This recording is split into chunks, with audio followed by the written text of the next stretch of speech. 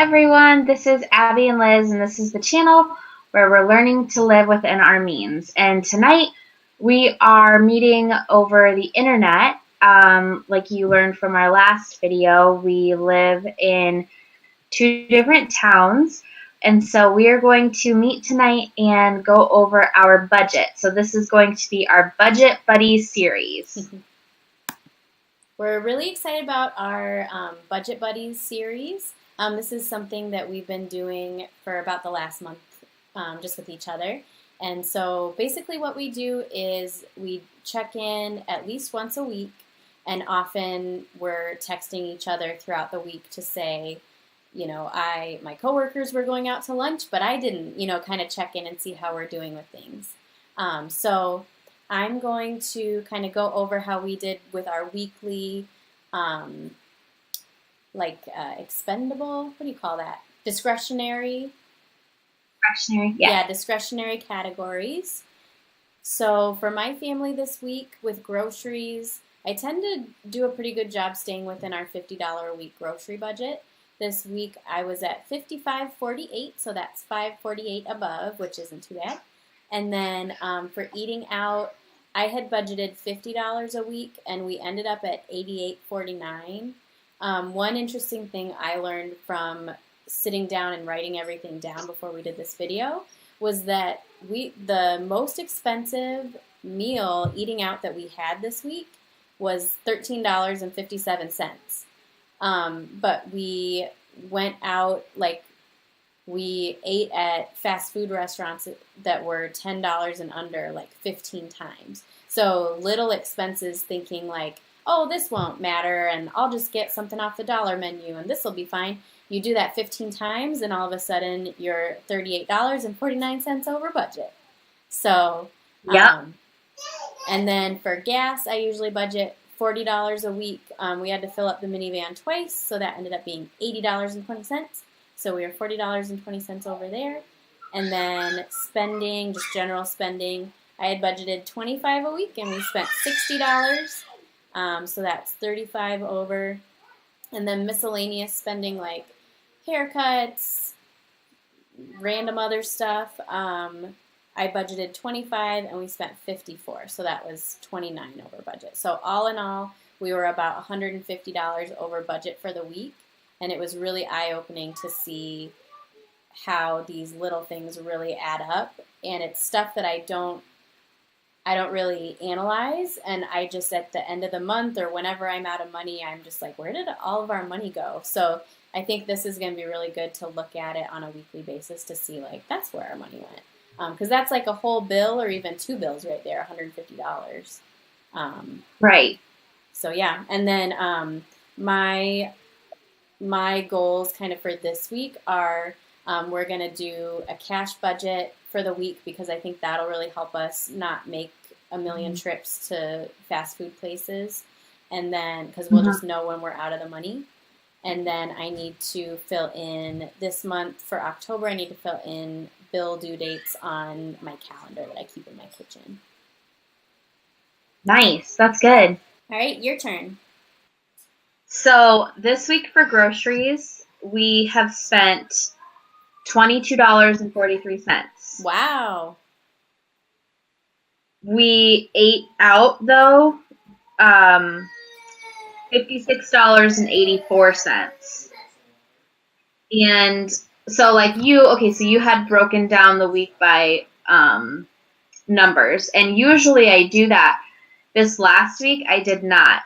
Work has been really crazy this week. And Bo has been working at night. And honestly, between getting home from work and getting Lily ready and everything, I've just been so exhausted that I haven't done it. So the groceries is good, but it's also out of pure laziness and the fact that Bo's working at night. So we're not tempted we don't have time and aren't tempted to go to the grocery store. So eating out, we're at $67.80. And those all, like you, came from small purchases. Our biggest purchase was $15, and that was for the both of us and Lily to go to a sit-down restaurant. Then me, actually, At work, this is like one of the things I really need to work on. I work with 7 other people, and we love to get out of the office midday because we don't have a break room. So if we don't leave, we're in our office all day.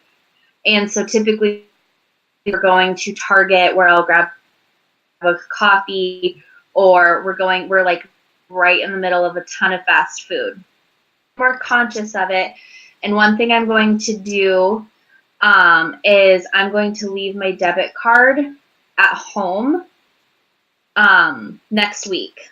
Okay. So won't have that temptation. For gas, we usually budget $30 a week, and gas went up here, so we were at $36.15. And then I had a spontaneous Amazon purchase that was about $60. It was my YouTube kit, and so that I'm taking out of my every month. Bo and I each get $25 in fun spending, so I'm taking that for $25, and then I'll have to take next month's $25 as well. But today I went to Barnes & Noble on that outing, on that get it out of the office, and they had a bunch of clearance, $12.45, and I bought 4 for $12.45. So that is where the week ended up. So I'm quite under budget in a couple categories. I usually $20 a week for food and eating out, and I did go to $154.02. So, oh, I'm sorry, that was not right, because that was a Target trip. Okay, start that over. So for a full week of groceries and eating out, I try to spend $120 or less, and this week was at just under $90. So I did come in quite a bit under budget. So that was good, but I still feel like it could be better because we did eat out $60 worth. And like you, that was actually really shocking because I feel like we only went out maybe 3 times because I was more aware of it, but it still was like $60. Yeah. Yep. Well, so tell us about your amazing plan to help motivate us, or more like punish us, for eating out when we don't have anything to eat at home. Yes. Okay. So Liz and I got together this weekend, and one kind of big revelation we had, we typically eat out when we are feeling tired, overwhelmed, when we don't have supper planned at home. So a typical like night for my family eating out would be my husband picks me up. We go pick up our daughter at daycare, and the first thing out of her mouth is, "What's for dinner?" Well, I'm coming off of an 8.5-hour day, and if I forgot to thaw ground beef, or I forgot to, think about what we're having, the quick fix is, well, let's order pizza or go to the drive-thru. And so what we're proposing is kind of shift in how we think about our dinners and eating out. And that is, we are calling the PB&J solution, or the PB&J, we're calling it the PB&J thought process, the PB&J. Yeah. Something like that. Yeah, we haven't coined it quite yet, but we're going to get there. So it's basically, rather than rewarding ourselves for bad behavior, essentially not planning ahead, not thinking about these, busy, the fact that we're all going to want to have dinner every night, rather than having that as a reward where we get to go out, is you have to find something at home. Worst comes to worst, like a lot of times I'll make the excuse that, well, we don't have anything to eat, let's just go grab something. Chances are we have something to eat, even if it's rice, even if it's noodles. Chances are there's some vegetable just waiting to die in the bottom of your refrigerator that wants to get eaten.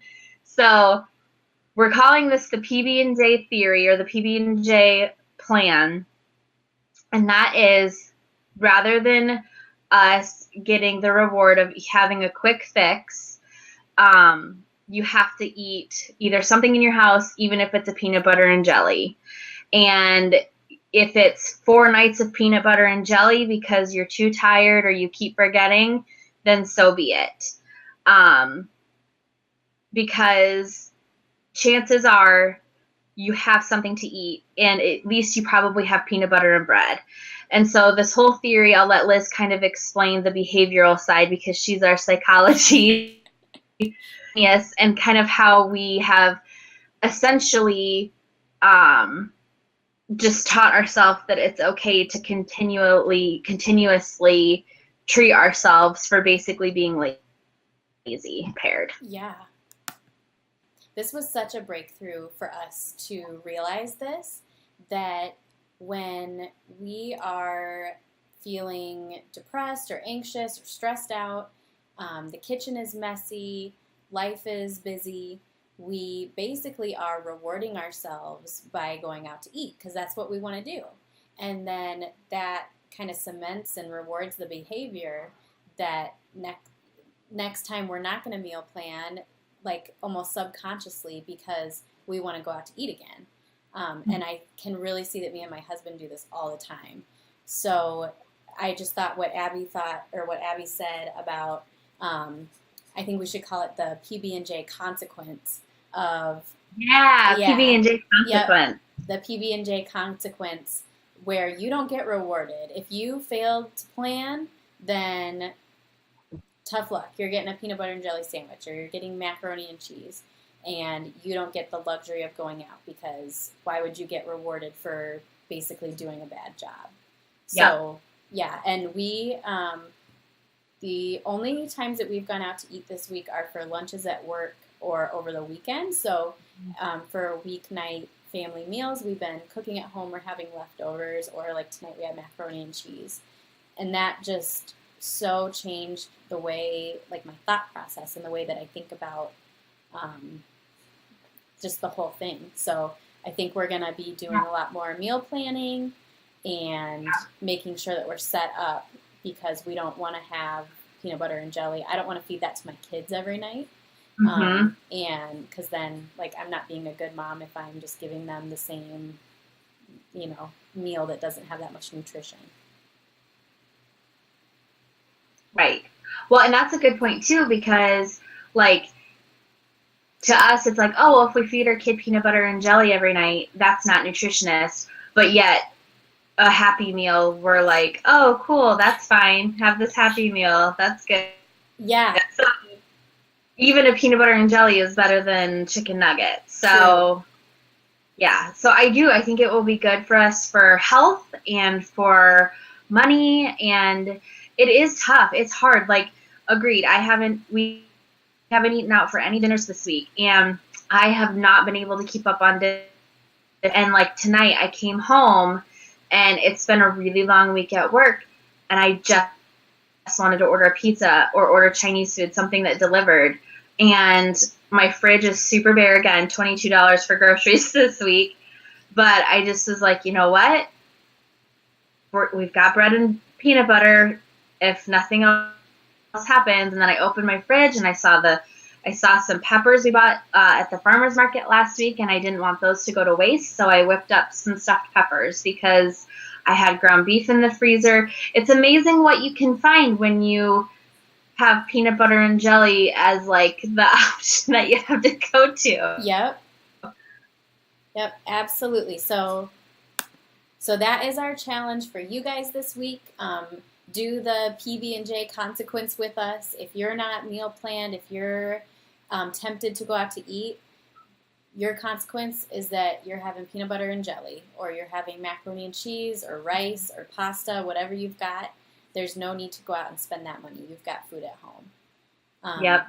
So we hope that you enjoyed our first episode of Budget Buddies. We're going to be doing this every Friday to kind of wrap up where we're at on our budget every week and really hold each other accountable. We really enjoyed doing this together, and we found it very helpful. So if you have somebody in your life that could be your budget buddy, we highly suggest that. And if you like what you saw, then make sure and hit the subscribe button. Click that little bell so that you'll always be reminded when we've got new videos. And we are just really excited to get our channel going, and we hope you guys will come along for the ride with us. We'll see you next time. Bye.